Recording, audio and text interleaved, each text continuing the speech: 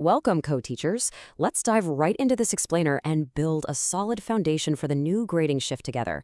If you're an educator in the basic education system, you already know that massive changes are on the horizon for school year 2026 to 2027. We are officially ditching the traditional four-quarter calendar and stepping into the new three-term school calendar. So, as your virtual mentor today, I'm going to walk you through exactly what this means for the administrative side of our lives, specifically our grading and reporting. Now, I know exactly what's probably running through your head right now. Wait, 3 terms? What happens to my quarterly grades, my report cards, and my beloved e-class records?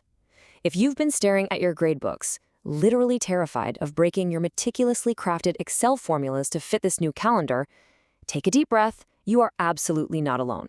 It's totally natural to feel a bit of transition anxiety when the tools we use every single day get a major overhaul. But don't worry, I've got your back. I'll guide you through these updates step by step so you are 100% prepared. Here's our game plan for today. Number 1, new grading terms defined. Number 2, mapping old to new forms. Number 3, expected June 2026 support materials. And number 4, a transition checklist for teachers. Let's get started. Section 1, new grading terms defined. Okay, let's start with our building blocks. First up is the initial grade, or IG. Think of this as your starting point at the end of a term. It is simply the computed raw grade based on weighted scores from all your summative assessment components prior to any transmutation. So, for a practical example, if your student scores a weighted total of 82 out of 100 purely based on their written works and performance tasks, that 82, that's your initial grade.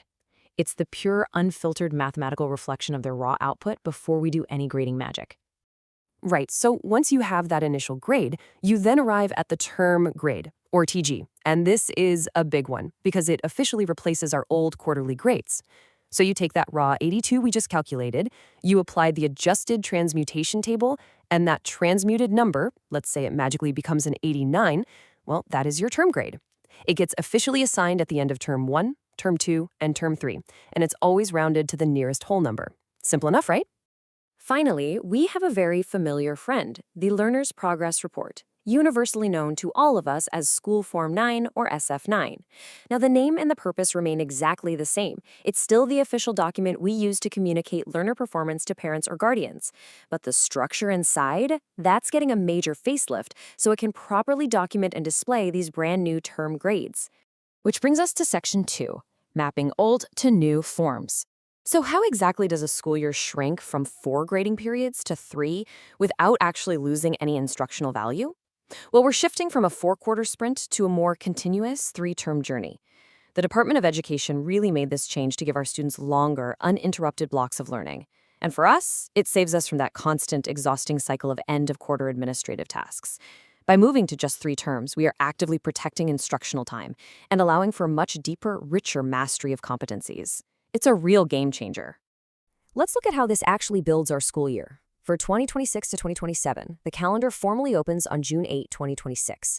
Instead of 4 short bursts, we now have 3 beautifully balanced blocks of roughly 65 to 69 engaged teaching days.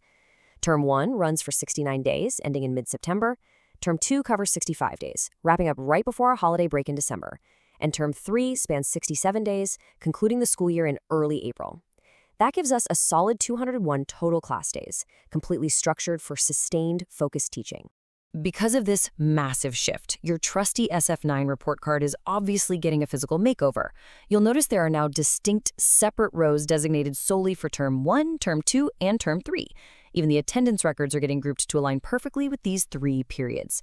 It's just cleaner, it's way more streamlined, and honestly, the best part? It means one less major grading computation cycle for us every single year. Let that sink in. Moving right along to Section 3, expected June 2026 support materials. Okay, you might be having a tiny moment of panic right now, asking yourself, wait, am I going to have to manually reprogram my own Excel spreadsheets? Take a deep breath and be hopeful, because the answer is no. As educators, we know that when major policy shifts like this happen, the central office steps in to provide the tools.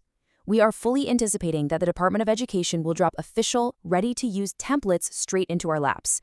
This includes a fully updated e-class record template programmed specifically for 3 terms, the officially adjusted SF9 progress report, and the adjusted SF10 permanent record. And since the new school year under the system formally opens on Monday, June 8th, 2026, we can confidently expect these official support materials to be rolled out by early June, if not even sooner. These incoming materials are literally going to be our safety net. You aren't going to be left alone in the dark trying to figure out complex spreadsheet formulas. The tools will be custom tailored to ensure we are completely ready well before that formal school year opening. We have plenty of time. All right, let's wrap things up with Section 4, Transition Checklist for Teachers. So, what exactly should we be doing before those official materials arrive? Here is a concrete 3-step action plan you can use right now to ease any of that lingering transition anxiety. Step 1. Master the new terminology. Just get comfortable saying Term 1 instead of Quarter 1, and really know the difference between your raw initial grade and your transmuted term grade.